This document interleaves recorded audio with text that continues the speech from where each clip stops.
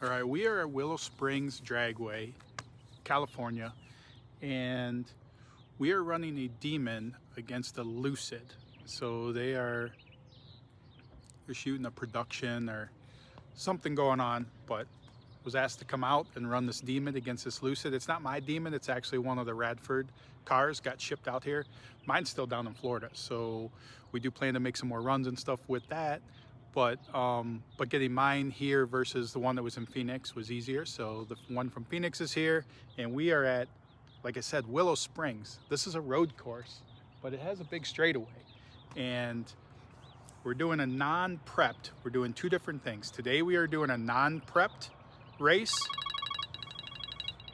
And then Wednesday we are going to Famoso on a prep surface to run them against each other. An all-wheel drive electric car versus a rear-wheel drive gas car. Maybe we'll hot lap them, and if we run multiple passes back to back, I think that I can wear them out pretty quickly. So, but on this non-prep surface, don't know what my plan is. I know that, I mean, I'm gonna get a couple test licks to look at it and everything, and I mean, mostly it's gonna be probably let the traction control on it and just go. I mean, it's running the drag radials designed for a drag surface, so it's not like we're even running tires that would be the best suited for the application that we're running. It is literally showroom floor and running it that way. I've never ran mine on a no prep surface at all, like just to the track, and we have that one went and did that track day with it, so we're gonna see what happens. But we're gonna have a good time no matter what. So now, worst case scenario, I'm thinking that I'd rather be slow and cool than fast and uncool. So I can do smoky burnouts. I don't know that they can. Also, I can drive to the gas station in between rounds and get a water and come back and be ready to race again. I don't know if their batteries will hold the charge that long. So we'll see. I mean, maybe we get to do like some of those streetcar type strategies that, like, okay, well, we're gonna drive here and then we're coming back and then we're going right to the lanes. The Demon can do that. I don't know what the Lucid's capable of, not capable of. I don't even know if I've seen, like, one time, I think when we were running the route for Death Week, we came upon a Lucid car show and there was tea and crumpets. Like, I mean, it definitely was not a normal car show. But, and I mean, everybody's showing off the engine compartment, but there's no engines. Like, they're just motors, right? It's a motor if it's electric, or yeah, it's definitely not an engine. So, but you couldn't even see the motors on them.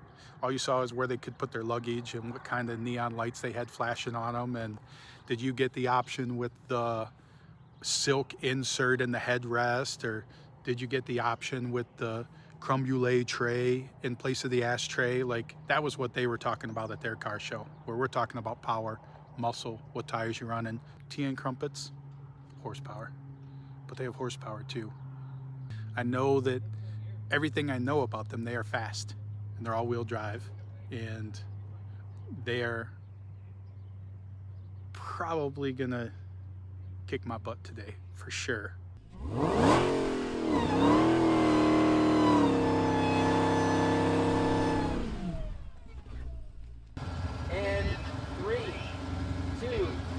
One, go.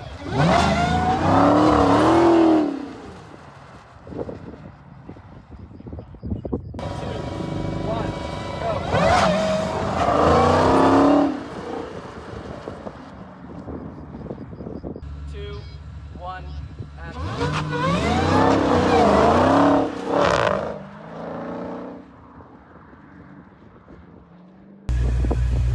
It's bad.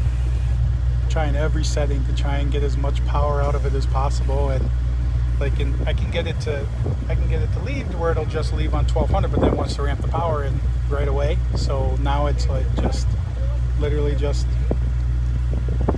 put on the gas and just at an idle, and then try and just roll into it slowly. Like, all my normal principles out the window, and then sorry. Dropping the tire pressure more. They've heated up again because the amount of starts and stops we've had to do. I mean, and like literally just fooling with everything, you're trying to like take a bunch of power away from the car as much as you can, and the car still wants to go. So like, it's not happy with it. It wants to go. So it wants to have all the power. So we're gonna drop these back down again, down to like 16, and see if it'll give us a little bit of traction. But I mean, basically, I mean, I've made it up to 1300 is the launch RPM, which is barely above idle, and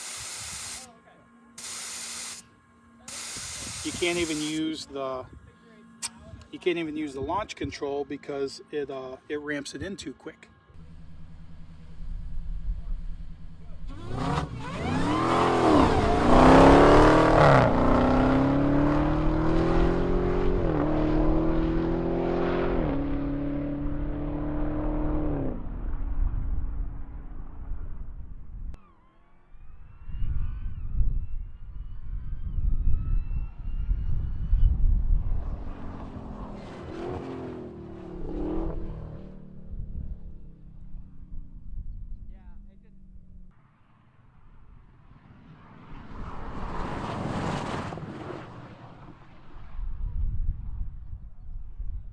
I successfully made it through with the Demon. Got the best that I could do with it. Only 10 miles an hour off its normal quarter mile, so I got it up to 137, I think an 11.2, not on the 60 foot, so we'll see. Hopefully these aren't faster.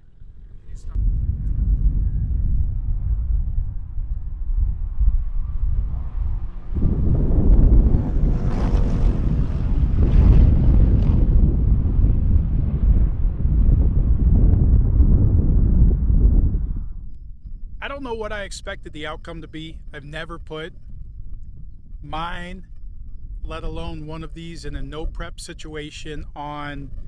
Actually, this asphalt here is better than the asphalt down there that we were running on. Kind of like a chip and seal type asphalt down there. Mile per hour wise, 137. I mean, typically, I mean, 147, 151. I mean, that's kind of what these things run in a quarter. So the fact I was able to get up to 137 within 10, 12 miles an hour of its top speed, proud of that part of it. Not proud that I could not get the launch down. I could not get that thing. And I mean, I tried all the different settings and everything to try and get the thing to hook up at the launch. Just a tough situation. And I mean, it's Mickey Thompson drag radials. I mean, the things are designed for the drag strip. So we could have done different tires, should we been allowed, that would hook up on this a lot better than those tires did. I mean, a set of slicks would have done decently on here versus radials. So, but either way, we lost. The Lucid is crazy quick, all-wheel drive, 670 horsepower engines. That's whatever, 12. I don't even know. Well, they said 670. That adds up to like 3,000 horsepower. I have no idea. All I know is it's fast, but it makes a funny noise like a spaceship when it's driving. This has the rumble of power. This is corn fed. That is diesel generator fed to charge it. So proud of the Demon and how it performed on the track. But we're going to get out of here, Willow Springs, and now Wednesday we get to go Famoso. So Famoso, we're going to have a drag strip, and not sure what the prep's going to be there, but they are saying that they are going to prep the track. So hopefully we can show you this thing pulling the front wheels off the ground at launch, and we can make up for the bad part, because the bad part is really the first 60 foot of it. I mean, 131 60 foot is, I think, what I've done in my Demon on a prep surface. I think we were 280 or something with this, and I mean 330 wise, I think it was like 529. Well, I've been 380 with my Demon to the 330. So I mean, a lot of the numbers are all accounted for right there in the beginning. So hopefully we make up for that and make a better race for it. I mean, I got to leave on the on that thing, but then just watch the thing walk around me and just drive away. So yeah, beautiful venue though. First time being in Willow Springs. Freaking awesome place. And cool facility. And then actually the track conditions, like, I mean, obviously it's not a prep track, but it was a nice straight quarter mile. And I mean, that part of it was cool and all the people were cool. And I mean, a great time. So we're going to get out of here. Like I said, we're going to hit that road. We'll see you in Famoso on Wednesday. And here's the thing. There's a trailer back there. The Lucids are going to go into a trailer. They're going to get transported up to Famoso. They'll probably be on the tender on the way up there so that they're ready to go with a full charge for Wednesday. We're driving this there. So now we finished the day on race gas. So it was down a couple hundred horsepower, but most of our speed shots and stuff were done. It was just the Hollywood magic type shots. So now we've got to nurse this thing back over to its cornbread soul so that we can get that corn-fed cornbread. Can't put cornbread in it. We can put corn fuel in it, ethanol. So, but we're going to nurse it over to that on the way up there and get that thing ready to go, and then we'll see you for Famoso on Wednesday. So, thanks for watching, guys.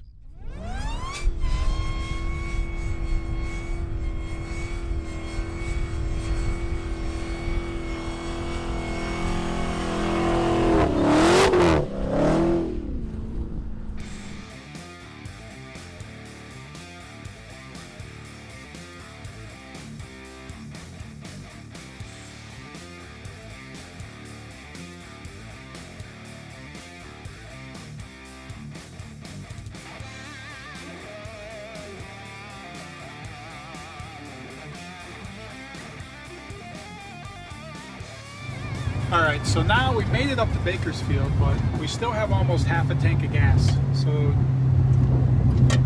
now we're just driving around. We got to put about 100 miles on this thing and end up at a gas station with E85 and fill it up with E85, and hopefully we get our blend right so that we get to the maximum horsepower number for tomorrow. But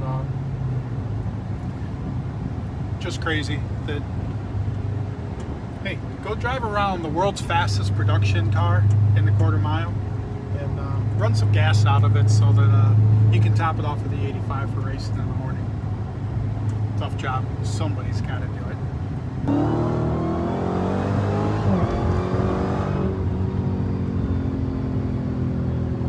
This is a road in Mexico that we're just trying to get the worst fuel economy we can get.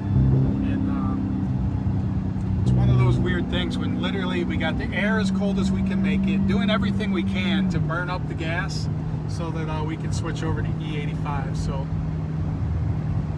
lots of accelerations. So how many miles per gallon are we averaging right now? 5.3. So we're doing good with the burning it up, but we still got a range of 79 miles.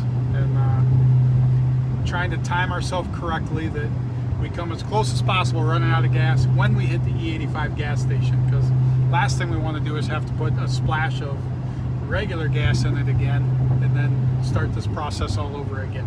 So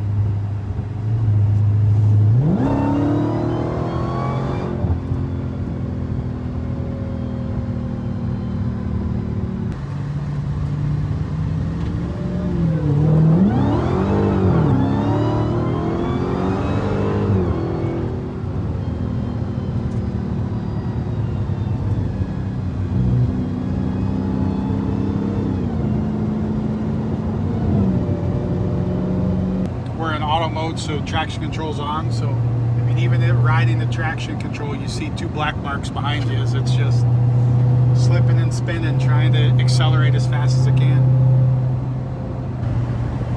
On this episode of How Far is the Gas Station Away? 8.3 miles, range 10 miles. Suspense has to be killing you. Will we make it?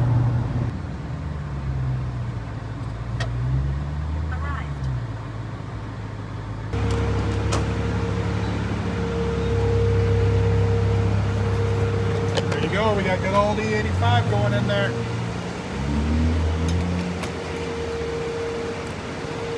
And then what's good is, like, then once we start driving it, the flex fuel sensor is in the return line, so it has to run through a little bit before it picks up on it, and then I'll start calculating the E85, like our octane content or ethanol content to work its way up. So hopefully we'll end up in good shape for tomorrow. But I think we're gonna have to get some gas cans and fill them up because there's no, VP has X85 and C85. X85 is like E85, just a pure grade of it. C85 is oxygenated. So talk to the Dodge engineers. The oxygenated you don't want to run because it clogs the catalytic converters on this. So we're gonna have to, hopefully this is good, and we can come back with some gas cans, fill it up, because we'll burn through quite a bit of fuel at the track tomorrow, and just want to make sure we got plenty. So we had way more fuel than we expected. 18.5 gallon tank. We only put 17.88 in there, so We interrupt this program for an important news announcement. Jacob picking up his Holden Ute that he just won by grabbing some merch off the merch site. So I'm telling you, go to the merch site, buy some merch, because right now you can win this gasser. 62 Nova gasser, a blown big block and the blower sticking out of the hood. There's nothing better than that. I have 3,000 miles on this car. This is ultra reliable, and you can have it. Go to SickToMag.com, grab some merch, and this could be yours, just like Jacob won this Ute. Did you win the Ute, Jacob? Yes, I did. Yes, I he appreciate did. it. So, and he's driving it home. We really give this stuff away. You can take this home and $5,000 in cash, and same as Jacob.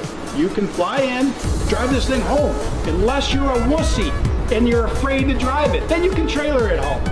This is a street car though, not a race car, not a track car. It's got a roll cage so it goes down the track, but you drive it to the track and then race it. Don't be a wussy. SickToMag.com.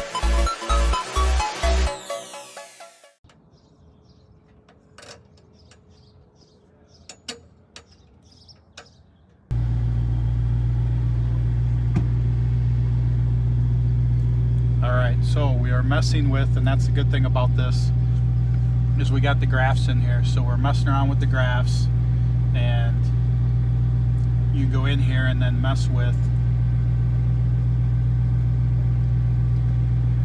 your torque curve and where you're at there.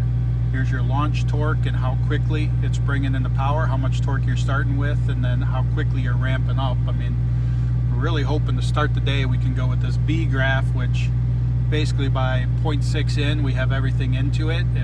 If that goes well, you got the A graph that by 0.2 in you're 100% in there. So I mean, we'll see what that does. We just gotta, main thing is we gotta make sure we're not getting tire spin. We gotta dead hook the tire, and if it's spinning the tire at the 1-2 shift, it'll actually do a 1-3 shift and skip second gear. We don't want that to happen. We want to be able to go through the gears. So just have to fine tune the adjustments, and I mean, we're trying to pick the best starting point, and we'll see what happens. Really looking at the short hits first. Hopefully they don't say, oh, we need you to go all the way down, because really just want to look at the first 300 foot and see where it's at and adjust that, because after 300 foot the car's going to do what it's going to do. I mean, we learned that the other day. Once it can make it to a certain point, it's just all the power and it's going to do what it can do. So we got to really get that first 300 foot off the line. When you go to stage it, obviously you got to be in drag mode. Pull back on both pedals, brake pressure, gas to the floor. It'll go up on a 1500 rev limiter. Then you release the brake to get in. Then you release one paddle, release the brake, and it's ready to go.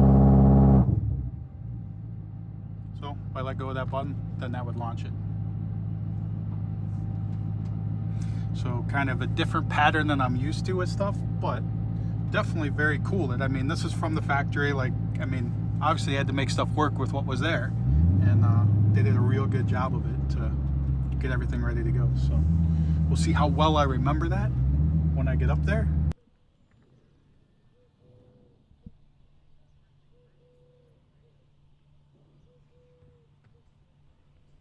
All right, so here's the competition, the Lucid, that we raced against the other day and got our butt handed to us on Willow Springs. Willow Springs. There you go. I'm trying to forget the place already. But flat out amazing. I think you guys went 9.2, like 158.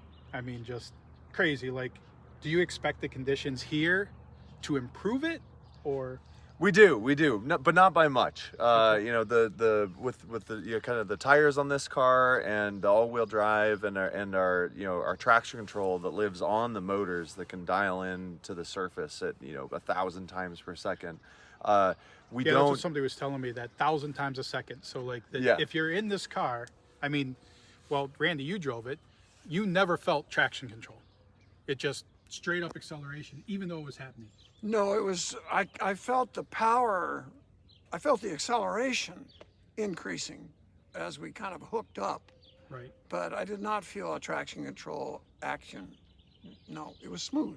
I can tell you my G meter and my butt definitely felt the traction control every time it hit in the Demon. So Yeah, did because, you ride in one of these yet? No, but You like, didn't, did you? Oh, you have to no. get out of But it. I did the Oh, Hyundai. I got to drive the Hyundai or whatever later in the day. Oh, but that's right. But I know every time that's on the traction control, and I tried it a couple times without the traction control, and it was a little too scary at like 600 feet, where it definitely wanted to still spin the tires. So I went with computer-aided pass. This is almost double the horsepower. You Yeah, and know. that's what it is. It's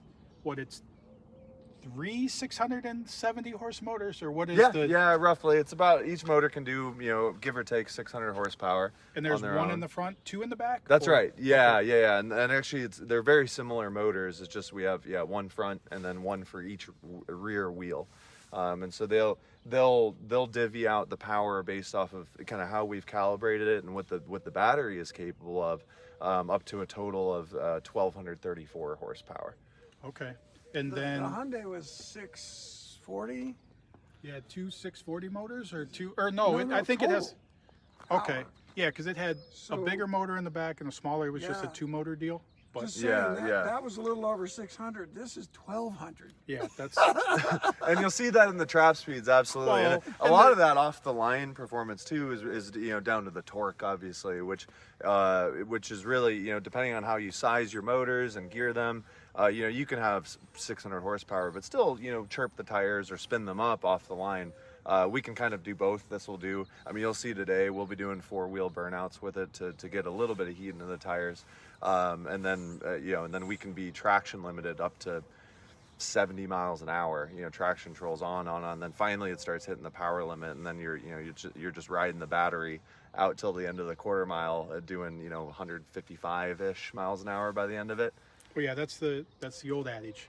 Torque gets you going. Horsepower keeps you going. Exactly. So Yeah. like, that's the thing. You need torque when you leave, and you need horsepower out the back. Yep, So yep. and that's the easiest way to equate that term that was told to me when I was probably 12 years old. But like, but horsepower isn't everything. Torque. And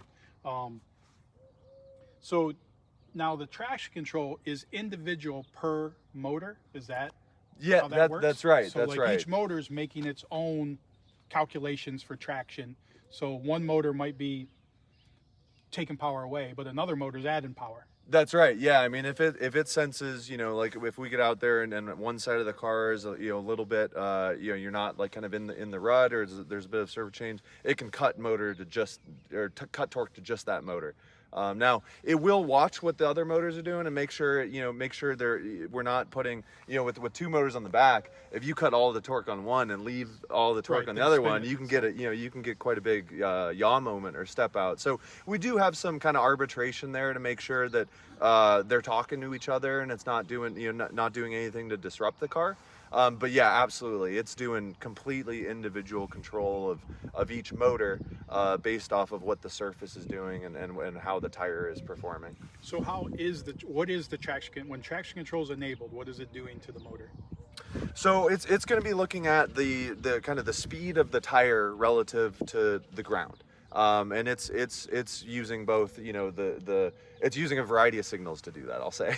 Right. And But what does it do to the motor? Like how does it regain traction on that tire? Yeah, By doing right. what? So it's gonna. Because I can tell you that's applying brakes. That's what it's yeah, doing to okay. help with the traction or whatever. And Like, we'll do it's- that sometimes, but really, when you're on a drag strip, it's really down to the motors. We like to use, the motors are so much faster than any brake, and that's why, you know, you don't get those big cuts and then Right. kind of sink back up. No, because that's what that does. It just literally, this tire's starting to spin, apply brake pressure to Yeah. take it out of the spin. Then the other one, that's why you feel it so much. Right, And I right. feel Kind of clawing at the And I ground. feel like your stuff isn't doing it. It's not doing it by applying brakes. It's Yeah. doing something else. So we'll see the tires start to flare up. We'll say, oh, that we're targeting a slip, and we'll see, oh, hey, we're getting a little bit too much slip, and then very quickly we can then cut torque, wait for when we know the tires hook back up, and then quickly feed the torque back in. Gotcha. And then we can keep, and then once we're kind of in control, we basically keep the tire at its ideal slip for traction. Okay. And we can basically target it, and even when you're on a surface like this, it'll kind of see that you're on like a drag strip and not just like a normal broken concrete surface, and it knows how to apply maximum torque based off of what the tire is slipping at. Now, does it have settings in there? I know that the Hyundai, which that's the only one that I was in, but it had conditions, and you picked that you were ideal conditions, the most traction available, and like you hit that mode, and then that was some predetermined, I guess, thing that said, okay, you're on this versus on a dirt road. Yeah, like, does this figure it out for itself, or you go into drag mode, or like? It figures a lot about itself. There's some kind of contextualization of it in that we have 3 different traction control modes. However, for what are those 3 modes? We have a full mode, a track mode that's actually more geared towards like road course and autocross than a drag strip, and then we have an off. And it's not really off in that scenario, but everyone will think it's off. And then actually when you, we'll be doing all the drag race today in full. And then when you enter the launch mode on the car, it'll make a couple tweaks under the hood to really dial in the off the line performance. But you don't have to go in and say, hey, I'm at a drag strip and it's 70 degrees out and my tires are at 100 Fahrenheit. It kind of has it'll figure all that out on its own. So does it have sensors that's measuring tire temp too? It doesn't. Okay. No. I mean, I know in drag race, when we run traction control in drag racing, it's a different thing. We're dealing with timing and stuff, but our reaction, even though we can do 500 hertz with it, our timing curve and stuff like that can't react as quickly. It can't react as quick as we can get the data. As quick as the data comes in, it doesn't have the ability to react with a piston-driven motor to react to that as quickly. So we do really well with it, but it's not just hit the foot and forget it. We can blow by the traction control. If we get too much wheel speed too quick, sometimes we can just blow right past the dots on the curve, and then we didn't reduce the time in the way that we wanted to. So it's like you got to dial that in, and then so much of our stuff is all chassis. We just have to adjust the chassis for what we were talking about a little bit ago. And just weight transfer. We want the ideal that, if your nose is going up, then you're going slower. So the idea is to keep the nose as low to the ground, but have as much weight transfer as possible so that you're still going straight, because your energy is either going up or straight, and you want to try and keep it going straight. So, in race cars, I've rode the wheelie bars down the track before with no steering input because we were on that edge of the limit, but that's not the condition we're looking for. You're looking, but you had to let go of the gas. It's nice to be able to steer a bit. You end up having to, on passes, you have to take your foot off the gas to let the front end down so you can steer and then hit the gas again to keep going.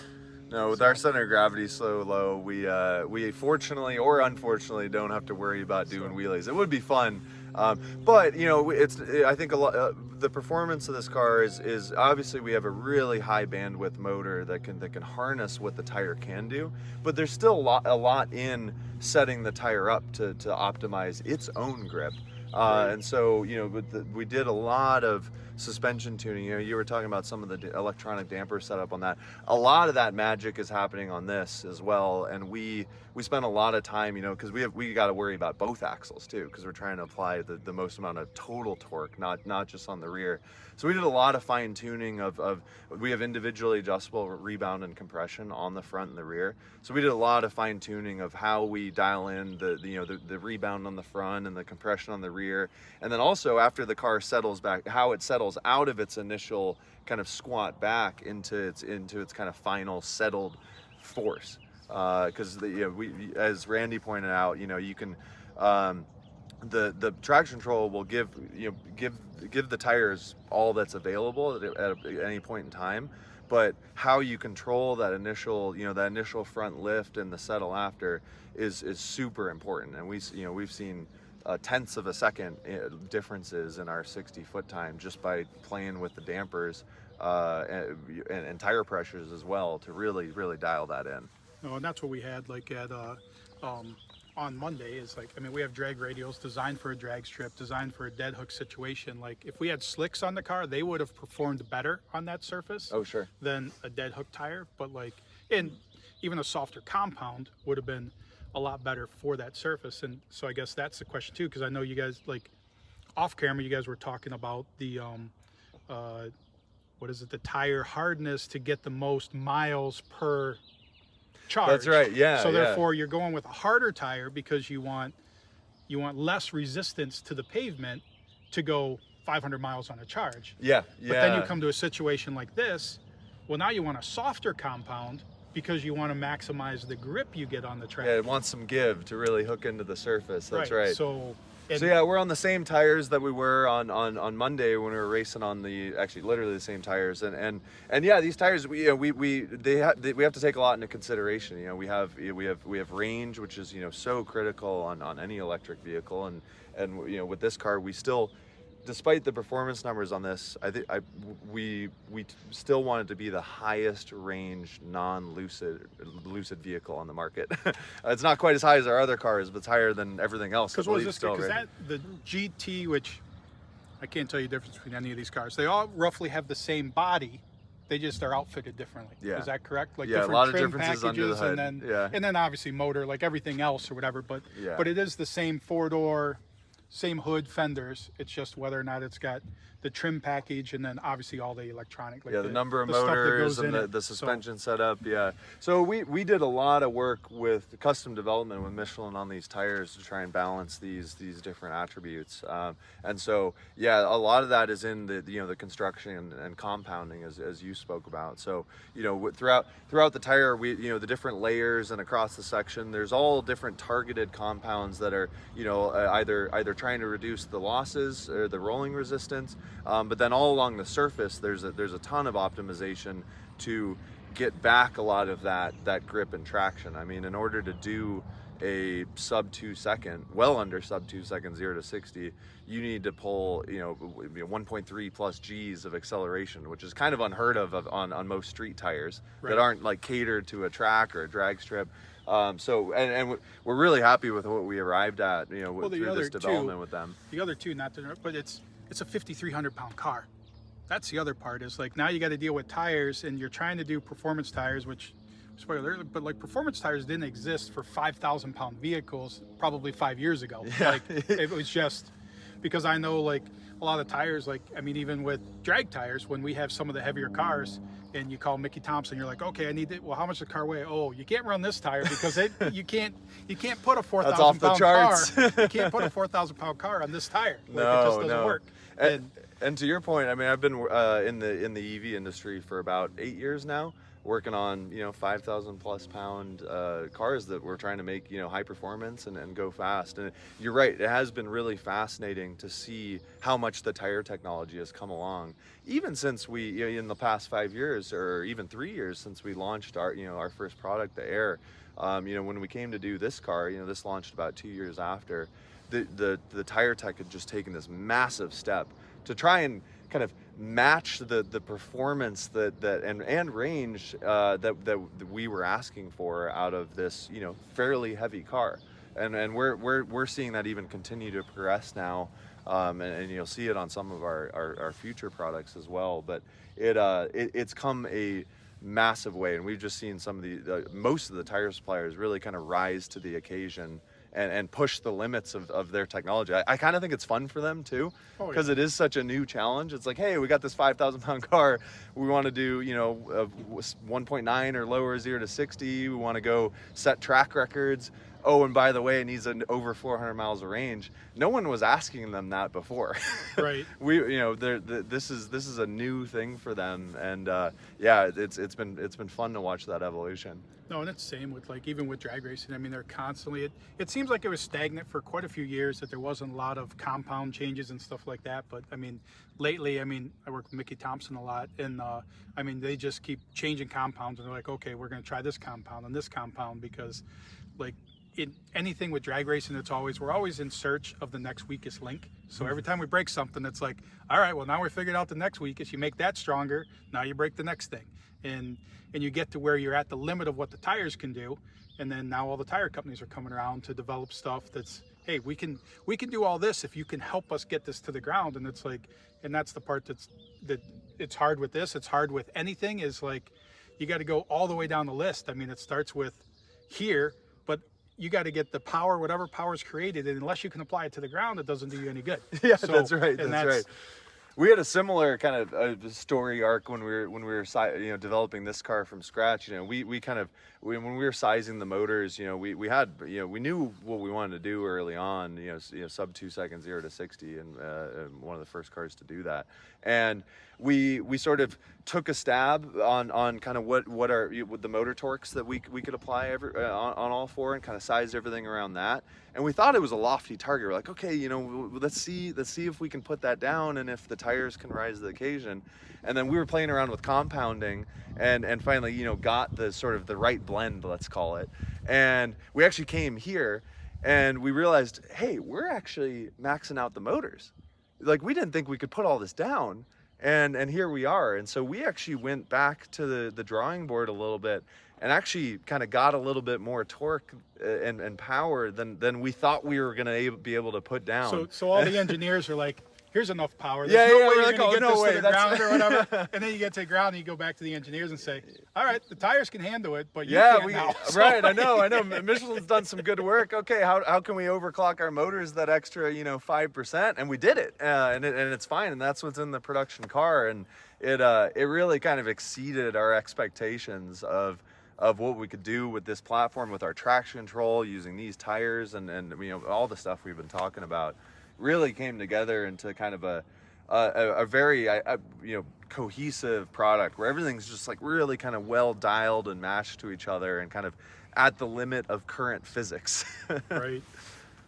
Cool. No, appreciate your time. I'll Yeah. end it with saying, I have no problem with electric cars, but electric cars and gas cars can live together. It can be a happy world. There's solutions for everything. It's not all this or all that. If we have both, everybody can be happy. Don't make me have this if I don't want this. Maybe I want that, but maybe I want this. Choices. That's what America was built on. Let's continue to do it. Have choices. Don't force us in any direction. There you go. Like and subscribe. Okay, got it. And cut.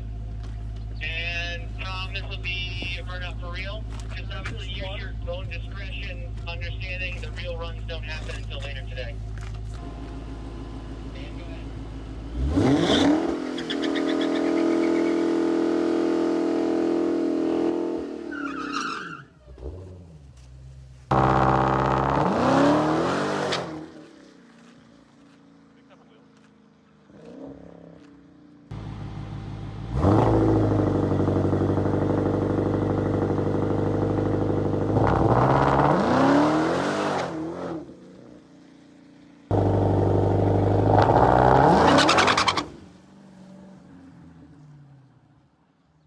I mean, that last one, I went all the way to like the softest launch to get it to leave, but I think we need more air pressure.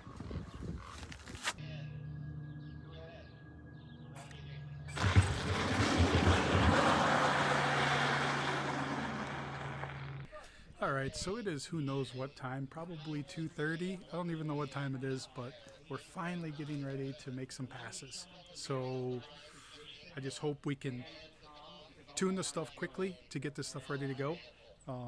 But gonna do a burnout, finally do a launch, and then hopefully we can get a decent 60 foot to go on. I raised the tire pressure a little bit from the stuff earlier, and then we'll see.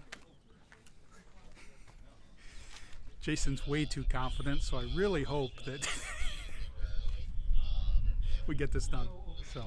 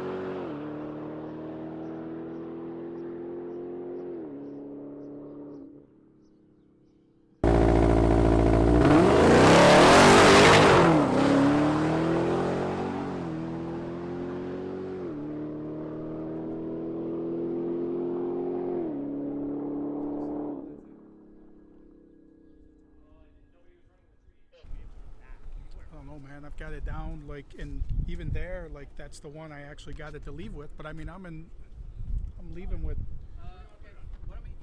225 psi torque, like, or 225 pounds of torque, like not a lot. Trying to get it to grab and then go.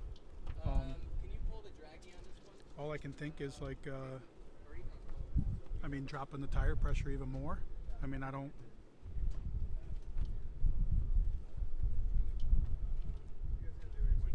know. Not being able to look at the tire between rounds and see what the tire did is hard too.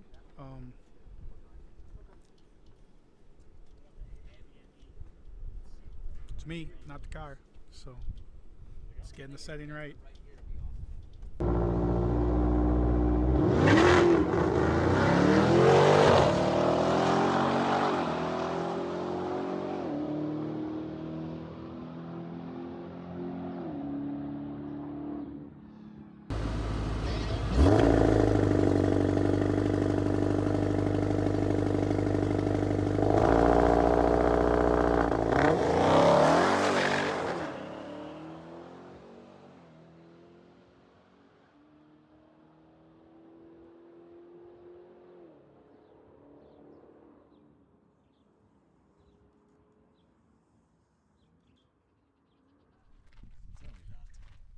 Freaking horrible. Could not get it to leave. I mean, we obviously, I mean, I won't say we had limited time, but like there was quick turnaround. So like just on the fly, trying to adjust some pressures and stuff and get a bunch of passes in to get it dialed in.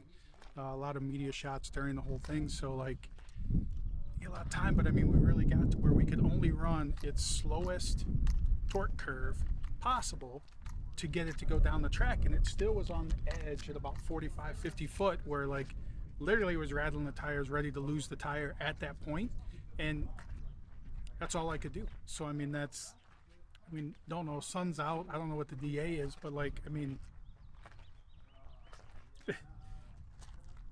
get everything dialed in, give us a day here. I mean, the thing's running low nines.